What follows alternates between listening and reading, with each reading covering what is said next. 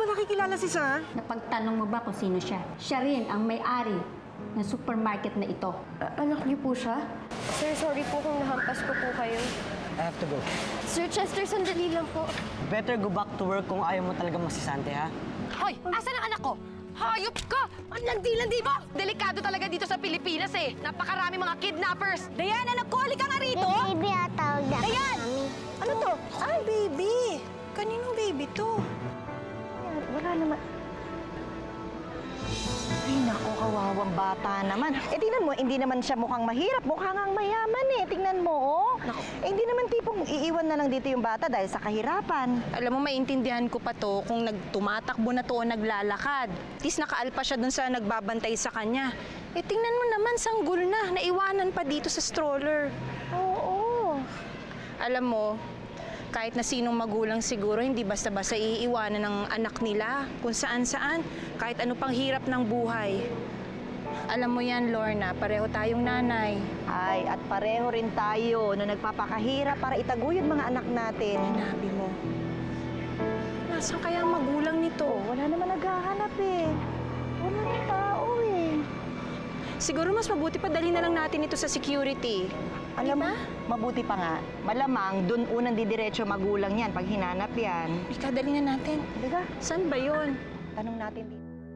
Ma'am, tutulong po ako sa paghahanap kay Baby Alex. Huwag niyo lang po akong palayasin at ipakulong. Pakiusap po. Sumasagot ka pa? Sumasagot ka pa, ha? Ipapademanda kita, idedemanda kita, pati ang agency na bulok na pinanggalingan mo.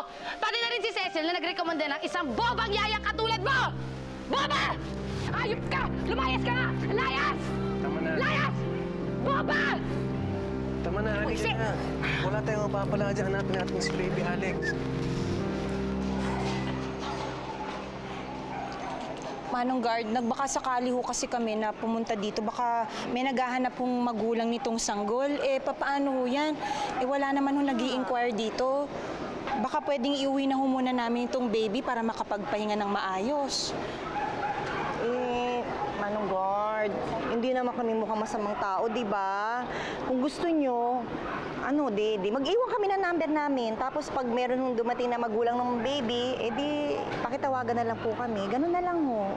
Sige, isulat nyo na lang dito ang contact number nyo, pati pangalan. Ayun. Isulat mo na lang yung number ni Aling Suleng, ni Dimagi ba? Sige. Wala ho kasi akong cellphone number, Manong Guard. Kaya yung landline na lang ho nung caretaker nung tinitirahan namin.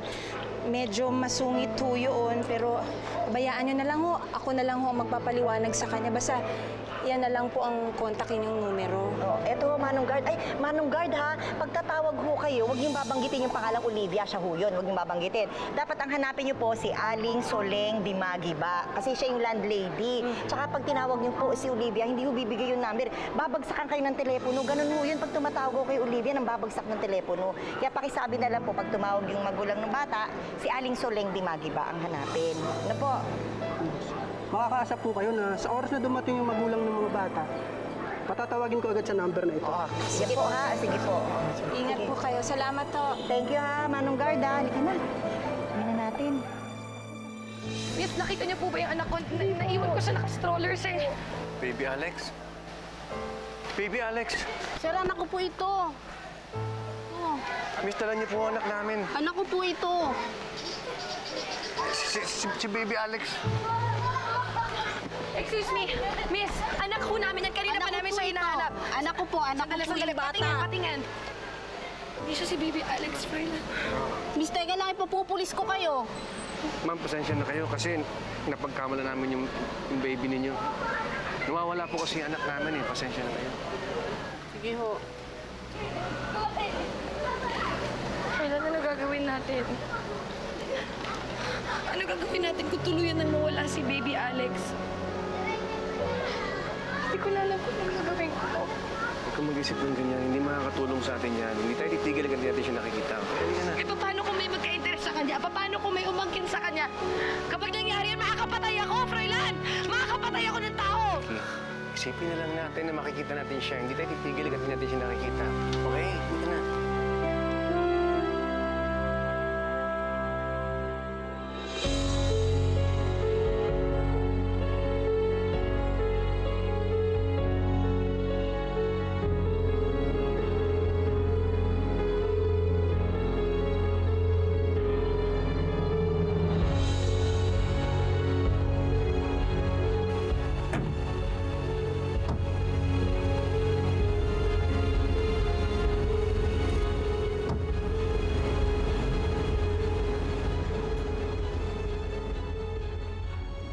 ko, Lord, na tingnan mo, oh. Ganda-ganda niya. Para siyang anghel na nahulog sa langit. Pansamantalang nakalimutan ko ang pagod ko, tsaka hirap. Olivia, hindi pa tayo ganun katagal magkakilala, pero ramdam ko, malapit ang puso mo sa mga bata. Alam ko mabuti kang ina. Oh, tama ka dyan. Alam mo, noon, naibigay namin lahat ng gusto ng mga anak ko. Sobra-sobra pa. Pero ngayon, isang kahig, isang tuka kami. Kine-question ko tuloy ang pagiging isang ina ko eh. Alam kong hirap na hirap ang mga anak ko sa kalagayan namin ngayon. Olivia, hindi naman pera ang basihan ng pagiging mabuting ina. Tama ka dyan. Alam mo, sobra-sobra ang pagmamahal ko sa mga anak ko. Nung maliliit pa yung mga yan, ako hindi ko pinapahawakan sa mga yaya. Halos ako nag-aalaga sa kanila. Ako nagluluto, nagpapatulog, nagpapakain. Yung mga baby pa yan, ako pa yung laging puyat sa gabi sa kababantay sa kanila. Lalo na kay Cha. Sakitin yung batang yun eh. Laging nag-aalala ako kapag may sakit yung batang yun. Yun ang nararamdaman ko ngayon, Lorna. Ang sobrang pag-alala. Dahil hindi ko masigurado kung mabibigay ko nga lahat ng pangangailangan ng pamilya ko. Olivia, hindi lang naman pera ang batayan ng pagiging mabuting ina. Kasi parang pasan-pasan mo ang buong daigdig. 5 yung anak mo. Hindi ka ba tinutulungan ng asawa mo kahit hiwalay na kayo? Alam mo, Lorna, hindi ko lubos maisip na may magulang pala na kayang kalimutan ng responsibilidad niya sa mga anak niya. Ganun ang asawa ko. Kinalimutan na niya kami. Sana, hindi katulad ni Ferla ng tatay ng baby na ito. Na basta na lang inabandona ang sarili niyang mga anak.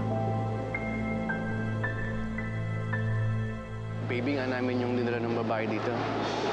Saan namin mahanap yung babaeng nakahanap sa baby namin? Teka lang ho, may naiwan siyang contact number dito. Sandali lang hanapin ko yung sinulat ng babae. Salamat. Ang tanga-tanga naman ng babaeng yun. Bakit hindi na lang niya tayo hinintay? Ano, nag-iisip pa siya? Tingin niya siya yung yaya kaya inuwi niya yung baby natin? Ang tanga-tanga! Vicky, please, pwede ba tigilin mo na yung pagiging negative mo? Magpasalamat ka na lang merong nagmagandang loob sa baby natin, okay? Asa na? Excuse me po, ito po yung number. Sir. Salamat po. Soleng de Magiba? Ano to, mapagkakatiwalaan ba to? Tawagan mo na nga, bilis, bilis. Kontakin mo na. Diyos ko, yung anak ko.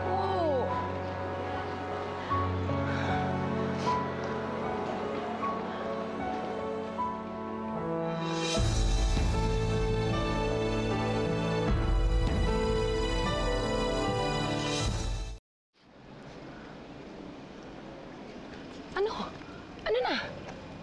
Putol na naman yung line. Oh my Wala God! talagang sumasagot eh. Ano ba yan? Alam mo, tingin ko talaga maloloko yung Suling na yan eh. Paano ko hindi na niya ibalik sa atin yung anak natin? Ano mangyayari kay Baby Alex? Vicky, just relax, okay? Keep calm. Tawag uli ako, okay? Bilisan mo!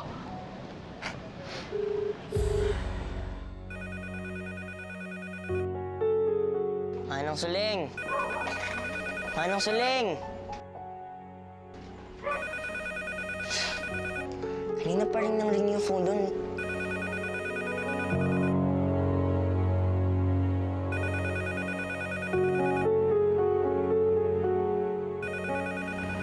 Kuya, wala namang tao dito eh. Nakabukas pa nga tong pinto, oh. Pumasok na lang kaya tayo. Baka naman nandyan si Jelay, sa kanya lang natin bigay yung pera. Sige na nga, tara.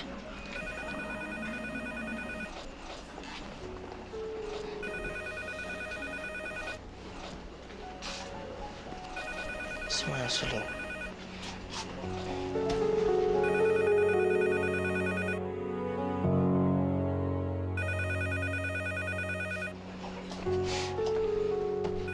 Ali, tulog na tulog si Manang Suling.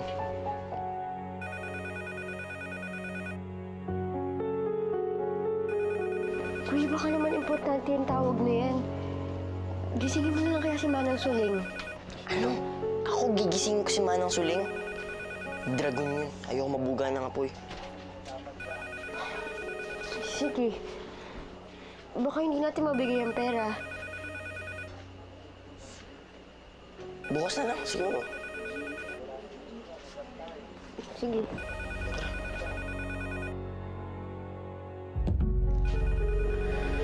Kuya, baka naman importante yan. Sagutin mo na kaya. Alam mo kapag sumagot yung Suling na yan, baka hindi pa nga ako magpasalamat eh. Baka mura-murahin ko pa siya.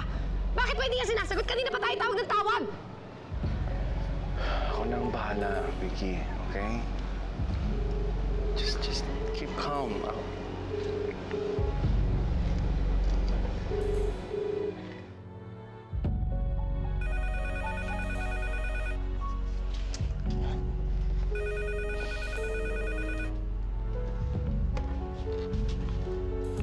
Hello?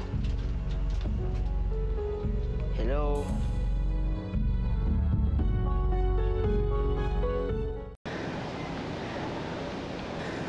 Hello po?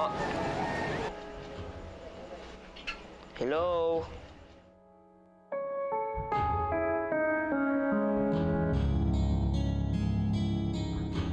Ano? Ba't di ka sumasagot? Ba't di ka nagsasalita? Hoy! Ang ginagawa niyo rito? Hello? Nakikitawag ka ba? Ano to, Pepon? Akin na! Hindi po. Manang Suling, hindi naman ho kami nakikitawag eh. Kanin pa ho kasi ring nang ring yung telepono niyo. Nangangat mo rin ka pa. Baka tipain ko yung mukha mo eh. Hello? Bakit hindi ka sumasagot? Ipe? Hello, pasensya na po kayo. Akin na nga. Hello? Hello, yes. Ako yung mommy ni Baby Alex. Ako yung mommy ng baby na napulot mo kanina sa park. Please, sabihin mo sa amin kung nasan siya. Kailangan na namin siya makuha. Or we can just go to you and maybe we can settle. Unghang ka ba? O adik ka? English pa? Wala akong alam niyo sa mga pinagsasabi mo, no?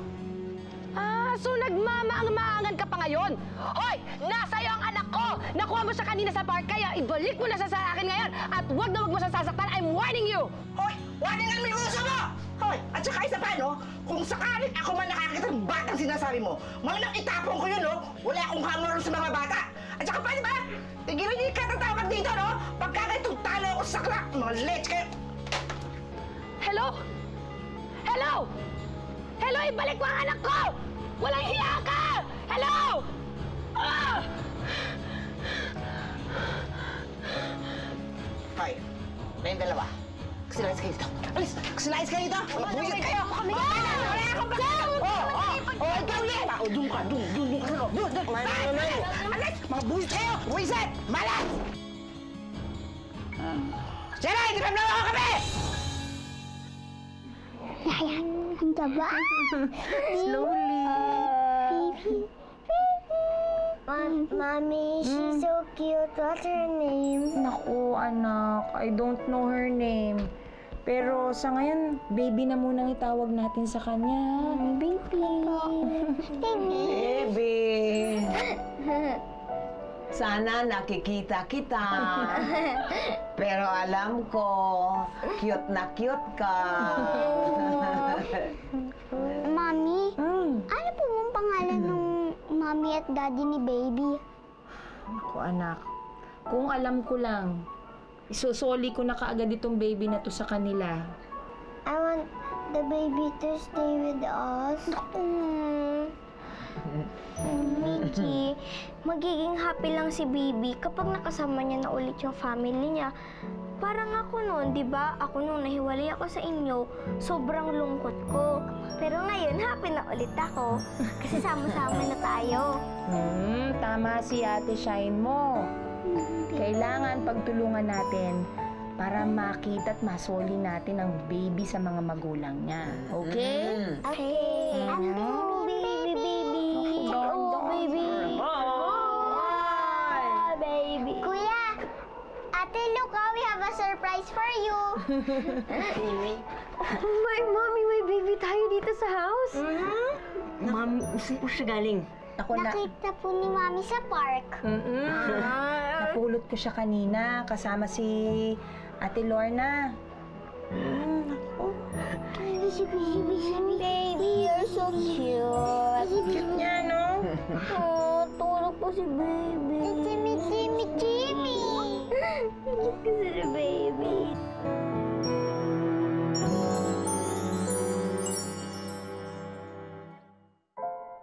Hunghang ka ba? O adik ka? English pa? Wala akong alam din sa mga pinagsasabi mo, no? Hoy, at saka isa pa, no? Kung sakaling ako man nakakita ng batang sinasabi mo, mang itapon ko yun, no? Wala akong hangaron sa mga bata. Siya yung baby na hinahanap kanina nung may tumawag kay Manang Suling. Yes, kuya, tama ka. Kuya, kaso sinungito ni Manang Suling yung tumawag sa kanya kanina. Ako nakalimutan ko. Dadaan ako dapat kanina kay Aling Suling para ipagbilin nga na baka may tumawag dun sa kanya. Iniwanan ko kasi yung number niya dun sa guard sa may park. Para dun sa mga magulang nitong batang to kung sakasakaling may maghanap nga. Paano ba to? Pwede ba iwanan ko muna tong baby sa inyo? Kakausapin ko lang si Aling Suling? Ha? Sige po. Sige po, mami. O ikaw, Faye, ikaw muna magkarga ng baby. Dahan na, tinuruan na kita dati. Po. Slowly. Parang si Mickey lang yan. Kaya nyo na yan, ha? Babalik ako kaagad, ha? Handaan Ate, niyo Ate ulit. Faye, ah. Si baby. Oh, cute si baby. Atcha.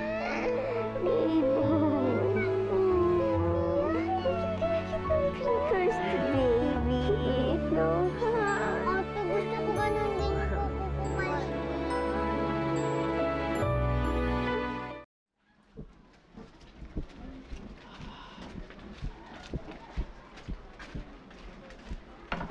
Ay, Jelay, halika dito. Ako, nandun ba ang tsahin mo sa inyo, ha? Opo, nandun po si Chang sa bahay. Ay, kaya lang po, ang init po ng ulo ni Chang ngayon eh. Meron po kasi sa kanyang tawag ng tawag. Ang kulit nga daw po eh.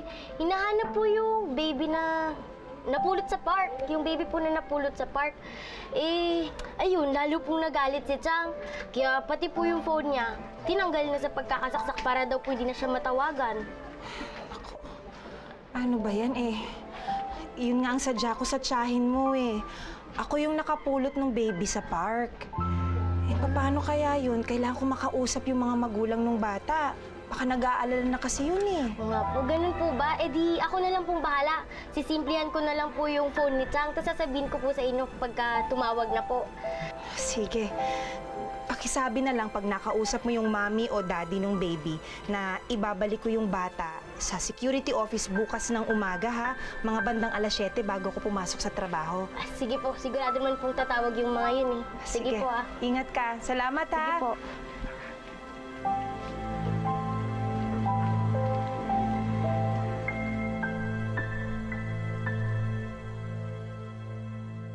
Hindi yan laruan. Baby yan. Mami, Oy. kompleto naman po pala si baby. May mga damit na po siya, tsaka diapers. Tapos, mami, parang isa lang po yung feeding bottle niya eh. Pero water lang po laman. Nako. Eh, paano yan? Eh, pag nagutom ito mamaya, anong paiinumin natin dyan? Wala bang gatas dyan? Wala po, mami. Problema yan. Ang mga babies naghahanap ng gatas kada 3 oras. Mami, let's buy milk na lang po. Oo nga, Mami. Kawawa naman si baby, iyak ng iyak pag hungry na siya. Paano ba yan? Eh, walang pera si Mami. Hindi naman ako pwedeng mangutang dyan sa kapitbahay. Ang gagawin natin? Mami, alam niyo, huwag niyo na problemahin yun. Kaming dalawa na lang ho ni Kuya bibili. May pera naman tayo, Kuya, di ba? Anong sabi mo, Faye? May pera kayo ni Justine? Saan niyo naman nakuha yung perang yon? Naku, may inililihim kayo yata sa akin, ah.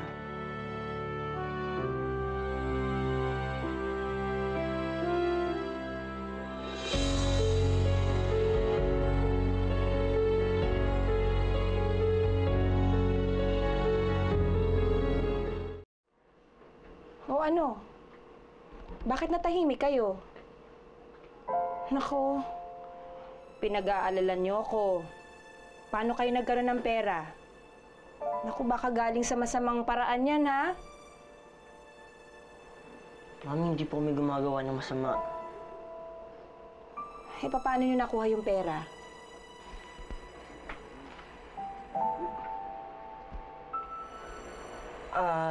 Kasi mami, ano po, nagbibenta rin po ako ng snacks sa kantin. Kasi nakiusap po ako dun sa kantin na pa-extrain po ako kaya nagkakaraket po ako. Opo. Sabi ko nga po kay Kuya na sasama rin ho ako sa kanya sa pagbebenta sa kantin para ho kumita ho ako. Para ho makatulong kami sa inyo. Mga batang to, hindi ako nagagalit dahil tumutulong kayo, ha? Ang sa akin lang, paalala ko sa inyo, dapat ang ginagawa ninyo mag-aral. Hindi kayo dapat napapagod dahil gusto nyong kumita. Kayo ba, nag-aaral kayong mabuti? Opo, Mami. Palagi nga po akong perfect sa exam eh. I also have so many stars. Talaga? Ako din po, Mami. Nag-aaral po ako ng mabuti para po maging proud kayo sa akin. Eh, kayong dalawa, Justine at Faye, pinagbubutihan niyo ba yung pag-aaral ninyo? Of course, Mommy. Me and Kuya are trying our best. Mami, gusto ko lang po sana sabihin na in everything we do, kayo po iniisip namin. Ayaw po namin nahihirapan ka. Saka we want you to be happy.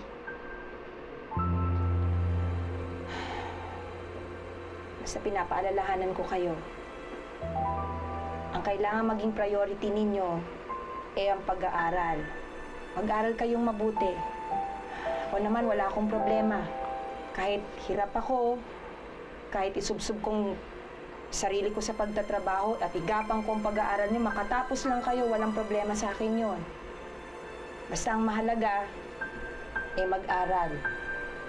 Yan lang ang susi niyo sa magandang kinabukasan ninyo.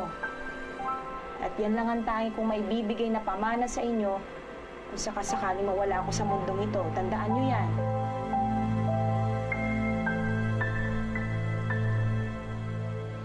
Matagal kong sinisi ang sarili ko nung mawala ang mga bata nun. Nag-enjoy ba kayo? Yes, Daddy! Isipin niyo na lang na ako ang dati niyo. Kung mauulit na naman yan, kung tuluyang mawawala si Baby Alex, hindi ko na mapapatawad ang sarili ko ngayon. Diyos ko, huwag naman sana mapahamangan ako sa mga kamay na nakapulot sa kanya. Oh, baby. Habang nandito ka sa amin, you'll always be safe. Kaya lang, baka nag-aalala na yung daddy at mami nito dahil wala siya sa kanila. Mommy? Yes? When I was still a baby, do you carry me like that? Of course. I carry you this way and I kiss you 1,000,000 times. We consider you the greatest blessings from God. Ganon din ako noon. Yung pinanganak ko, yung kaisa-isa kong anak. Mommy, happy po ba si Daddy nung ipinanganak niyo po kami? Masayang-masaya ang daddy ninyo. Sabi nga niya, hindi niya kayo kahit kailan makakalimutan. At hindi niya makakayang mawala kayo sa buhay niya. Pero mukhang hindi naman niya tinupad yun ngayon. Kinalimutan na niya na kayo. Mami, hindi ho kasalanan ni Daddy na nagkasakit siya. Yun po yung rason kaya nakalimot po siya. Pero Mami, alam ko po na mahal niya tayo. Matagal na tayong pinagpalit ng daddy nyo bago pa siya nagkasakit. Pinili niya si Vicky. At magpahanggang ngayon, siya pa rin ang pinili. Mommy, don't be sad na. Hindi mo na ba nakaalala si Daddy? Huwag na lang natin siyang pag-usapan. Mami, di ba po ba special day niyo po tomorrow? Kasi po di ba wedding anniversary niyo po ni Daddy? Gusto ko nang kalimutan yung araw na yon. Hindi na yun mahalaga para sa akin.